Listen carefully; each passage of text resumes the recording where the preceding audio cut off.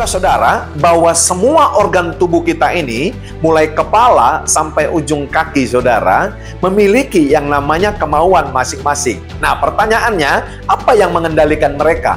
Mulut harus ada yang mengendalikan, mata harus ada yang mengendalikan, telinga ada yang mengendalikan, tangan ada yang mengendalikan, kaki ada yang mengendalikan. Karena apa, saudara? Kalau semuanya itu tidak terkendalikan, maka muncul yang namanya nafsu. Iya kan? Alkitab berkata bahwa saudaraku yang kasih, iya kan? Roh penurut, daging lemah. Yang saya bicarakan tadi, saudara, organ tubuh itu berbicara tentang daging.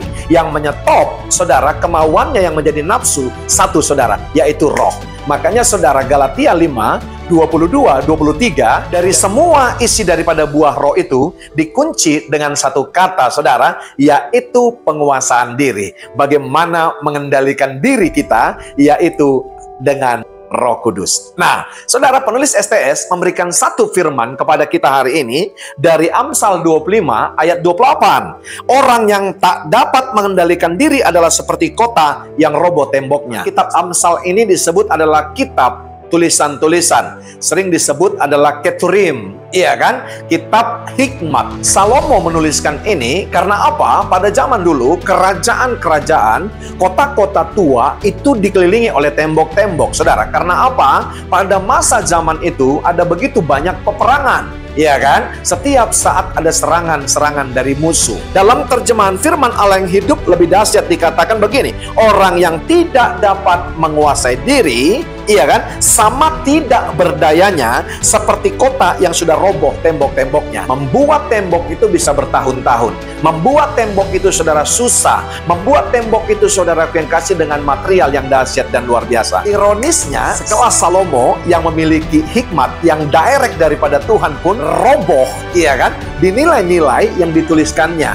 Nah, itu menjadi pengalaman untuk pelajaran bagi kita. Kita sama-sama lagi memasuki bulan Desember. Kalender gereja mencatatkan bahwa bulan ini adalah bulan Advent, saudara. Iya kan? Nah, itu disebut adalah bulan penantian Sang Juru Selamat. Sampai di sini, saya mau kita sepakat bersama-sama bahwa kita hari-hari ini tidak hanya sibuk untuk merayakan hari kelahiran Sang Juru Selamat Yesus Kristus yang kita sebut adalah Natal, tapi kita bisa sama-sama memahami kata Advent yang berasal dari kata Adventus, bahasa Latin, yang artinya adalah kedatangan. Artinya apa, saudara? Kita bukan, saudara yang kekasih, sibuk mengadakan Natal, merayakan Natal, tapi lebih daripada itu, kita harus mempersiapkan diri untuk menyambut kedatangan Kristus kali yang kedua, tentunya bukan sebagai Juru Selamat, tapi sebagai hakim yang adil. Yang saya tahu, saudara, dan Alkitab mencatat bahwa orang yang sedang menanti itu, saudaraku yang kasih, pasti tenang, iya kan? Pasti saudara mempersiapkan sesuatu yang berhubungan dengan yang dinantikan, bukan sibuk. Nah, sebentar lagi, saudara, ada begitu banyak persiapan-persiapan perayaan. Menghiasi rumah, kita jalan ke mall, kita lihat sale, kita lihat ada potongan harga. Masih bisa nggak kita menguasai diri, saudara? Membedakan mana yang penting, mana yang tidak. Betul nggak? Anda mau baju baru atau tidak, saudara, bulan Desember pasti akan lewat. Nah, bagaimana orang yang tenang, saudaraku yang kekasih, memperingati kalau sibuk dengan hal-hal yang berbentuk aksesoris? Saudara bisa pandang ke belakang, ya kan? 26 tahun berumah tangga, rumah kami, saudara, tidak ada pohon terang dan pohon Natal, iya kan? Nah, tapi saudara, pertanyaan saya begini, apakah itu yang melambangkan pertumbuhan rohani atau spiritual journey kita? Enggak, saudara. Saudara pandang ke belakang, cukup sedikit aja ada lilin, ada merahnya sedikit, ada hijaunya, saudara. Kami juga merayakan Natal, dan yakinlah bulan 12 ini sama-sama kita lalui. Karena bukan itu intinya, saudara, tapi apa? Bagaimana kita merayakan yang namanya kelahiran Sang Juru Selamat dengan dimulai daripada bagaimana kita meresponi yang namanya hari Advent, bagaimana kita menantikan Sang Juru Selamat tersebut. Berhubungan dengan pengendalian diri dan penguasaan diri, ada perbedaan yang namanya mengendalikan dan memendam. Apa yang menjadi titik pembeda antara mengendalikan dan memendam, saudara? Iya kan? Nah, mengendalikan itu, saudaraku yang kasih, karena satu tujuan, tapi memendam, saudara, adalah menunda.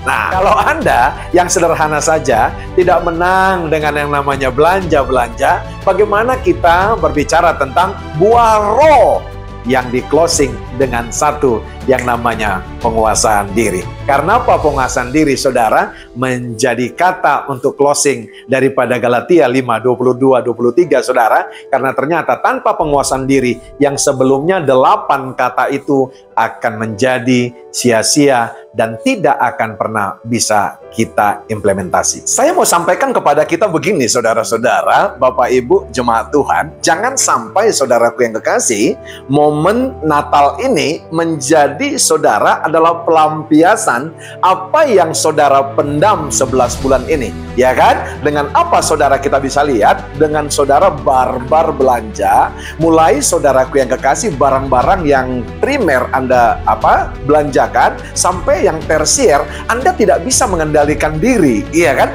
Ada hal-hal yang tidak biasa di rumah kita lakukan, saudara, bukan karena kebutuhan kita, tapi karena saudaraku yang kekasih, pelampiasan 11 bulan ini, saudara. Itu yang saya katakan, karena tidak bisa mengendalikan diri akibat daripada luapan emosi yang berimpact sepertinya balas dendam. Sebab itu saudara, tidak sedikit kita melihat pemandangan bulan Januari menjadi bulan yang ironis, yang harusnya menjadi bulan pertama starting yang penuh dengan gairah, betul nggak? Ada banyak orang pakai tempel koyo karena apa? Lelah di bulan 12, saudara, ya kan? Menghabiskan energi, menghabiskan kapital dan uang dan segala macam, sehingga kelelahan di bulan 1, dan itu juga saudara akan menentukan bulan-bulan berikutnya kehilangan gairah. Harusnya di Natal ini, saudara, kita bisa mengendalikan diri, termasuk saudara kepada orang-orang yang memusuhi saudara atau yang menyakiti hatimu. Kendalikan dirimu. Ini momennya harusnya apa?